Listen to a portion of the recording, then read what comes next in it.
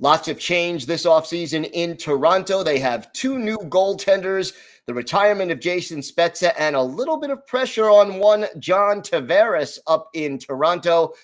We have David Morassutti of Locked On Leafs with us to talk about that and a lot more on this episode of the Locked On NHL Podcast. You're Locked On NHL, your daily podcast on the National Hockey League. Part of the Locked On Podcast Network, your team every day.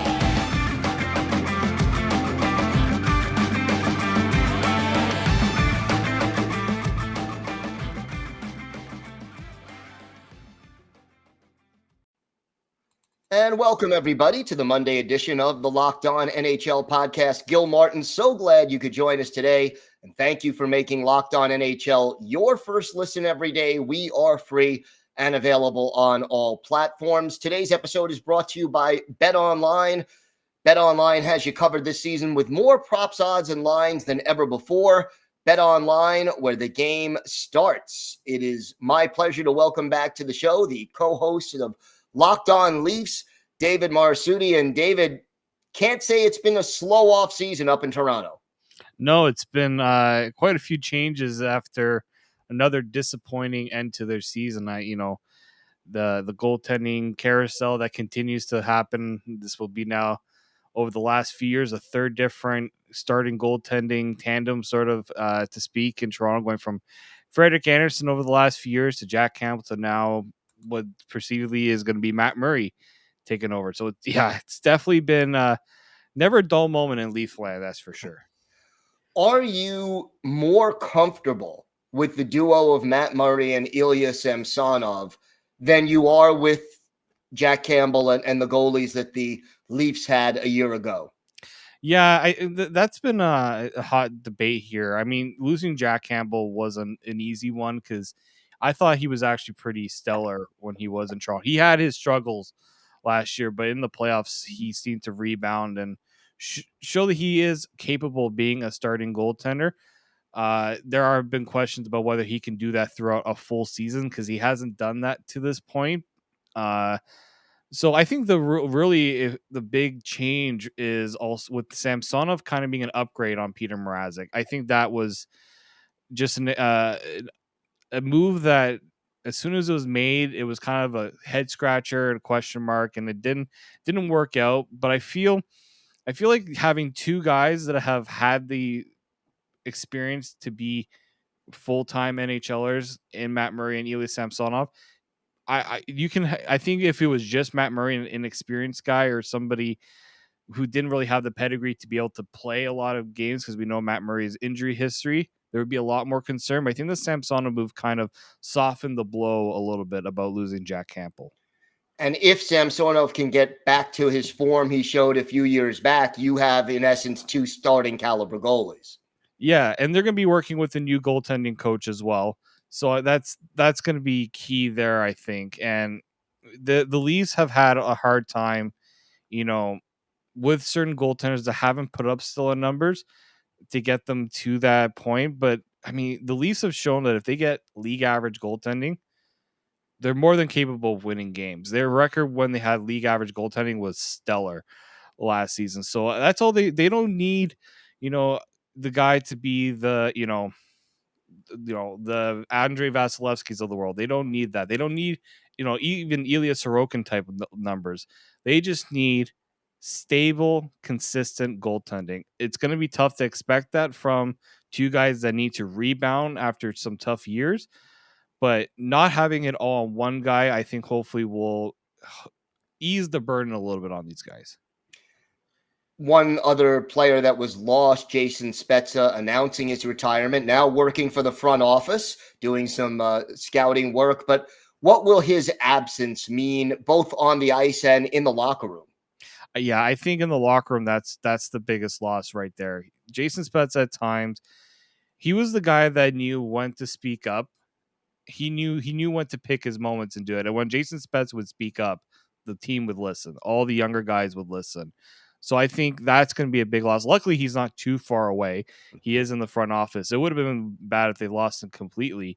But on the ice too, some people will joke that, Spezza was kind of pushing and trying to hold on for as long as he could, he still found ways to contribute, whether that was in the faceoff dot, the power play. He was able to be a contributor. He still brought something to the team, and he was making league minimum over his last few years. So he just wanted to do what he could to try to make Toronto into a contender. Unfortunately, it didn't work out the way he wanted it to, but he'll get another chance as a member of the front office now to try to go for that Stanley Cup. We were talking a little bit before we started recording, and you mentioned that there's a little pressure now from the media, from the fans on John Tavares. What's going on with JT? Yeah, I mean, this is when John Tavares signed with the Leafs, the fanfare and it just exploded here in Toronto. Like, to get a guy like that to come to play in Toronto, to leave a team that he had been drafted and been a captain for, it was a big coup for the Leafs. And his first season, he had a career year there, so it was so great. He's had some really tough luck with like injuries, and the performance has been steady. It's not like he hasn't totally underperformed, but I think when you sign, for $11 million, the expectations are that you're going to be of, the caliber of, like, I mean, when you have a team with Austin Matthews and Mitch Marner, the level of play can't drop off. I also just think that there has been a lack of support for John Tavares. He's got the toughest job in all of hockey, and that's to be the captain of the Toronto Maple Leafs. I think that's something, like, we're seeing the scrutiny because he wears that C. He is supposed to be the leader of this team. And I don't think he doesn't shy away from those responsibilities. But him and William Nylander had such a struggle playing together last year. They actually were split apart. I think that speaks to, is that John Tavares' fault? Is that the Leafs organization for not really putting him in the best position to succeed? But I think if the Leafs want to get anywhere, especially in the postseason, John Tavares has got to be that catalyst. And if you watch the playoffs, he was that at times. Game 6, he wheeled that team to overtime, and they almost won that game. If they finished that game 6 off, I think John Tavares is being looked at a little bit differently. But yeah, the heat is definitely on him. Whether it's justified or so, I think it's still a little early. He still has a few years left. I know some people wonder if they should move away from him or if they should move him away from playing center, which I don't know how many players you're going to get better than John Tavares at center. I think that's something people need to realize, is that the drop off between John Tavares and the guy replacing him, I don't know if that's really going to be the change I think will be necessary for this team. Yeah, there aren't too many players who are going to improve upon that position. No question about that. One other thing before we let you go, I know the Leafs have a cap problem right now. You mentioned they are actually above the cap. How do you think they get that problem solved? Yeah, there's really only two options. You trade somebody out, or you find a way to shuffle enough salary around to make it work. We've seen the Leafs have to juggle moving players up and down the minors. I don't think they want to do that. We've had this discussion many times at Locked On Leafs, and we think that a guy like Alexander Kerfoot is the prime candidate to be traded. He does have a modified no trade clause, so he does have a bit of save where he goes. But the big thing about his contract this year is that he's actually only going to cost the team $750,000 in his base salary. A lot of his contract was paid out in signing bonuses. So a team that is getting him, as long as they have the cap space, they're going to get a player. They're going to pay a player league minimum, and he only costs 3.5 on the cap, which is not a lot for a guy that is proven to be a middle six forward. No question. So we'll keep an eye on that. David, why don't you tell our viewers and our listeners where they could find the podcast and where they could find you on social media? Yes, you can find the podcast wherever you get your podcast, Locked On Leafs. You can subscribe to us on YouTube. We're very proud of where our growth has been on YouTube, so we appreciate all the support there.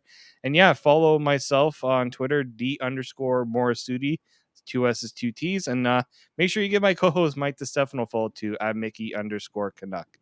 All right, David Morassutti, thank you so much for joining us today. Always appreciate it, Gil. Thanks for having me. Our next sponsor has a product I literally use every day. I started taking AG1 because I really don't like swallowing a lot of pills, and I wanted a supplement that actually tastes great. So what is this stuff? Well, with one delicious scoop of AG1, you're absorbing 75 high-quality vitamins, minerals, whole food source superfoods, probiotics, and adaptogens to help you start your day right. This special blend of ingredients supports your gut health, your nervous system, your immune system, your energy, recovery, focus, and aging. All these things. And look, it's lifestyle friendly, whether you eat keto, paleo, vegan, dairy-free, or gluten-free. It contains less than 1 gram of sugar, no GMOs, nasty chemicals, or artificial anything, while still tasting great. And it costs less than $3 a day. You're investing in your health, and it's cheaper than your cold brew habit. Right now, it's time to reclaim your health and arm your immune system with convenient daily nutrition. It's just 1 scoop in a cup of water every day, and that's it. No need for a million different pills and supplements to look out for your health. And to make it easy, Athletic Greens is going to give you a free 1-year supply of immune-supporting vitamin D and 5 free travel packs with your first purchase. All you have to do is visit athleticgreens.com/NHL Network. Again, that is athleticgreens.com/NHL Network to take ownership over your health and pick up the ultimate daily nutritional insurance.